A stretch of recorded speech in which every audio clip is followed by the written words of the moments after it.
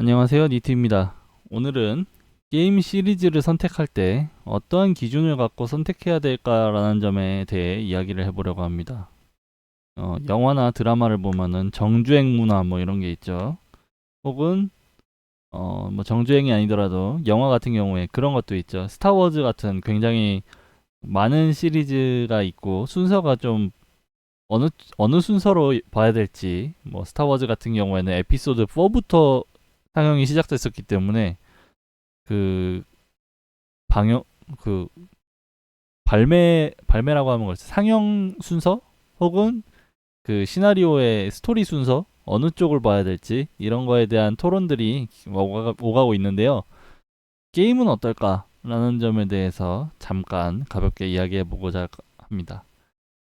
게임 같은 경우에는 지금 여기 보시면 막 파이널 판타지 같은 경우에는 막 스팀에는 아직 없지만 16까지도 나왔죠. 뭐 그런 식으로 시리즈가 굉장히 다양하게 있는데, 예, 그 막 시리즈 많은 게임에서 뭘로 입문할까? 라는 내용에 대해서 간단하게 이야기를 해보자면은 1번, 뭐 당연히 발매순, 게임 발매된 순서대로 할 수 있겠죠. 장점, 게임 시스템, 음, 진화라고 할까? 발전을 파악하기 쉽다. 어떤 식으로 바뀌는지, 그리고 나중에 나온 걸수록 아마도 좀 더 발전된 게임을 만들지 않았을까. 기본적으로는 그렇게 생각하기 때문에 그런 게 있겠죠. 근데 단점으로는 어 옛날 게임은 요즘 게이머에게는 낡았다고 느껴질 수 있다. 그죠? 막 특히 막 파이널 판타지 1, 드래곤 퀘스트 1 막 이런 그 완전 패미컴 게임들 있잖아요. 그런 것들 뭐 완전 옛날 게임들은 레트로 같은 경우에는 그 게임기나 PC나 뭐 이런 게 요즘만큼의 사양이 안 되기 때문에 표현에 한계라는 게 있습니다. 막 8비트 막 이런 걸로는 화면에 표시할 수 있는 정보가 한계가 있어요. 그래서 그때 당시에 게임 제작사들이 어떻게 했냐면 게임 내에서 표시하는 정보를 최소한도로 줄이고 나머지는 바깥으로 빼버렸습니다. 옛날 그 게임들 보시면은 요즘은 게임 사시면은 스위치나 뭐 이런 거 보시면은 패키지에 매뉴얼이 없거나 막 한 장 달랑 있거나 그렇잖아요. 뭐 플레이스테이션이든 뭐 엑스박스든 옛날 게임들은 매뉴얼이 두툼했죠.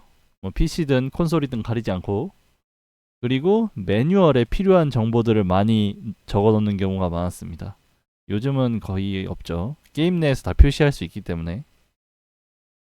특히 막 제가 한 가지 예를 들자면은 지금 닌텐도 스위치 클래식 이거 발매하면서 이쪽에 보면은 매뉴얼이 올라와 있거든요. 여기에서 확인하실 수 있는데 그 젤다의 전설 이런 거 보면은 젤다의 전설을 게임에서 보면은 오프닝 맨 처음에 올라가고 나서 더 많은 그 자세한 정보는 막 매뉴얼을 확인해봐 이런 식으로 나오는 게 있어요.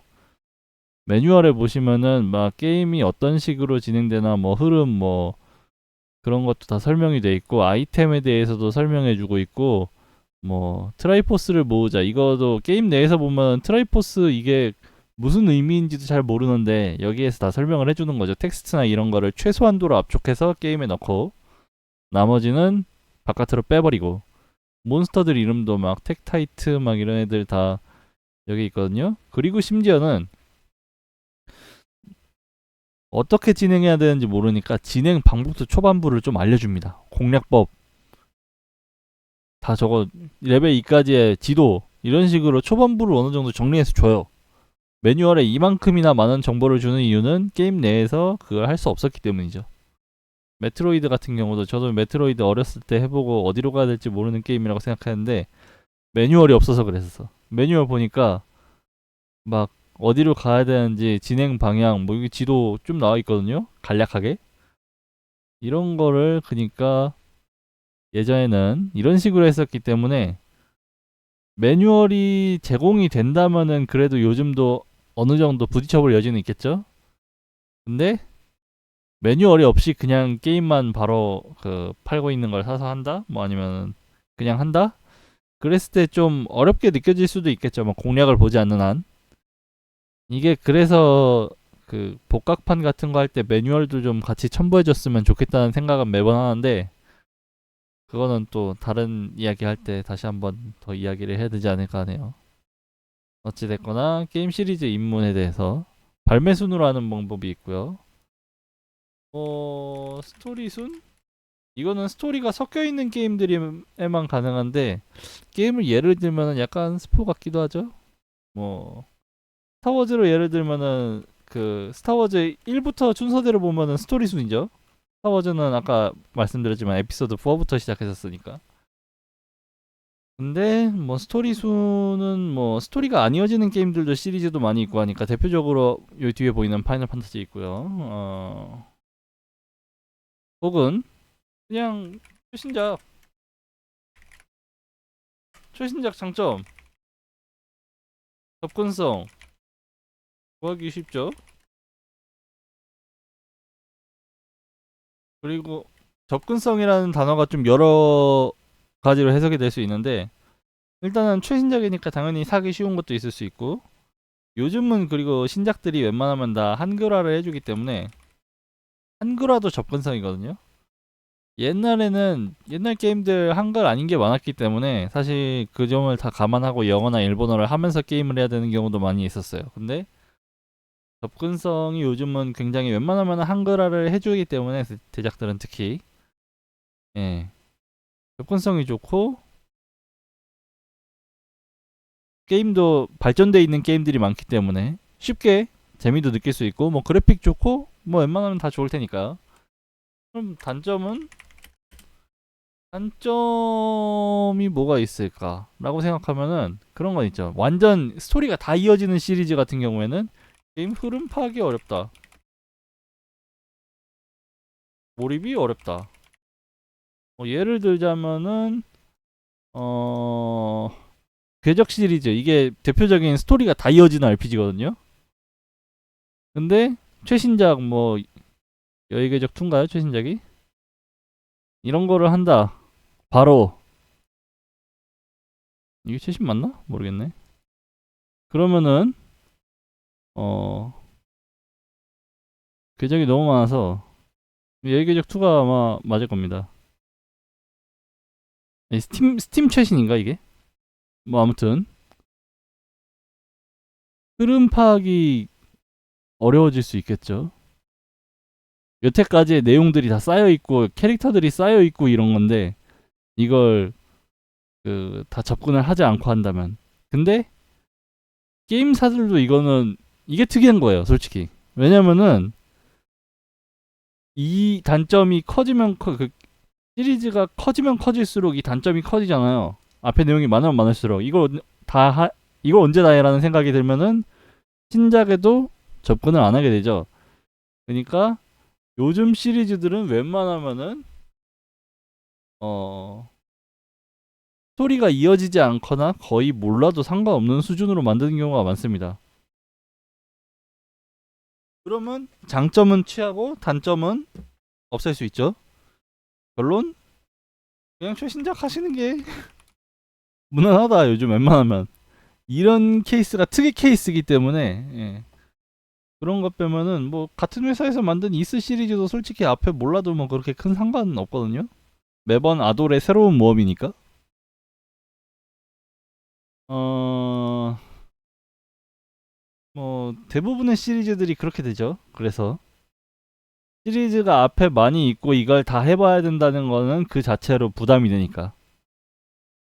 이 전작과 이어지는 요소가 있더라도 최소한도로 낮추고 몰라도 그냥 게임을 즐길 수 있도록 만드는 게 일반적인 게임 회사들의 방식이라고 볼 수 있습니다. 요즘은. 그렇기 때문에 저는 일반적으로는 가장 최신작을 한번 접근해 보시는 게 무난하지 않나. 입문으로는 그렇게 생각을 하고요. 또 다른 방법이 있죠. 커뮤니티에 묻자. 해당 게임 커뮤니티에 물어보면은 네, 뉴비를 환영하는 많은 커뮤니티들은 뭘로 하면 좋습니다, 뭐가 추천입니다라는 거를 말해줍니다. 물론 스포일러가 있을 수도 있겠다라는 게시판에 뭐 그런 게 올라올 수도 있으니까 조심은 해야겠지만, 네, 잘 아는 분들이 있기 때문에 여기에는 그 시리즈에 대해 해박한 팬들이 모여서 정보를 교환하기 때문에 이렇게 하면 좋습니다 라는 거를 네, 친절하게 가르쳐 주시는 분들도 많을 거라고 생각이 됩니다. 아무튼 이런 거가 없이 그냥 선택을 한다면은 일반적으로는 최신작이 가장 무난하다 라고 생각을 합니다. 뭐 그 외에는 뭐 직접 정보를 모아가지고 뭐부터 해야겠다 라고 생각을 할 수도 있겠죠. 아니면 스팀 같은 경우에는 리뷰도 있죠. 가서 예, 상점 페이지 가면은 바로 평가 나오고, 최근 평가, 모든 평가 나오고, 아래 가면은 내 언어에 맞는 리뷰도 나오고, 언어 심지어 바꿔볼 수도 있고, 검색 조건에서 뭐 플레이 시간이나 뭐 날짜 뭐 이런 것도 다 지정해 볼 수가 있기 때문에 네, 스팀이 이래서 좋은 거죠. 바로바로 가서 확인할 수 있다는 거. 그렇기 때문에 저는 일단 기본적으로는 한국어가 잘 된 최신작을 해보시는 게 무난하지 않나. 외국어를 내가 잘한다 그러면은 상관이 없겠죠, 그 부분은.